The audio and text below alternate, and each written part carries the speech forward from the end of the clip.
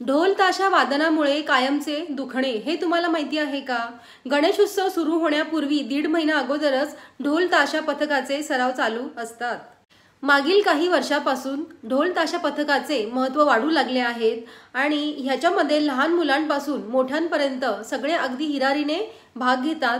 ढोल बांधण्याची एक विशिष्ट जागा आहे, ती आपण ओटीपोटाजवळ विशिष्ट जागेवरती बांधली जाते आणि ढोलच्या घर्षणामुळे जननेंद्रियांवरती त्याचा परिणाम होतो आणि लघवीतून रक्त येते। तसेच ज्या स्नायूंचा आपण ढोल वाजवण्यासाठी जास्त वापर करतो, पाठीचे स्नायू, ते स्नायू अतिवापरामुळे दुखू लागतात, त्यांना सूज येते। आणि तुम्ही पाहत असाल आजकाल मुली सुद्धा या ढोल वादनामध्ये पुढे आल्या आहेत आणि त्यांना ह्या अतिश्रमाची सवय नसल्यामुळे वापर केलेल्या स्नायूंना पाठदुखी चालू होते आणि विशिष्ट स्नायूंना सूज आणि वेदना चालू होतात।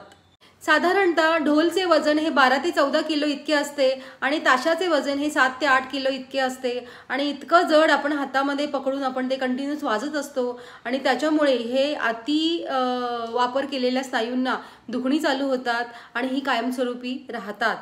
आणि दुसरी महत्त्वाची गोष्ट म्हणजे गणेश उत्सवामध्ये आपण जास्त वेळ मिरवणुकीमध्ये हे वादन केल्यामुळे त्याचा तुम्हाला गंभीर परिणाम तुमच्या आरोग्यावर होतो। सहसा वादकांना जाणवणाऱ्या त्रासांपैकी पाठदुखी किंवा मणक्यांची दुखी जर तुम्ही अगदी चुकीच्या पद्धतीने ढोल वाजवलात तर, आणि याशिवाय मनकट दुखी किंवा कोपरा दुखी, आणखीन सूज येणे हातापायांना, पाठदुखी आणि लघवीतून रक्तस्राव होणे ही लक्षणं दिसून येतात। तेव्हा मित्रमैत्रिणींनो, जर तुम्ही येत्या गणेशोत्सवामध्ये ढोल ताशा वाजवत असाल तर लक्ष देणे, कृपया स्वतःची काळजी घेणे।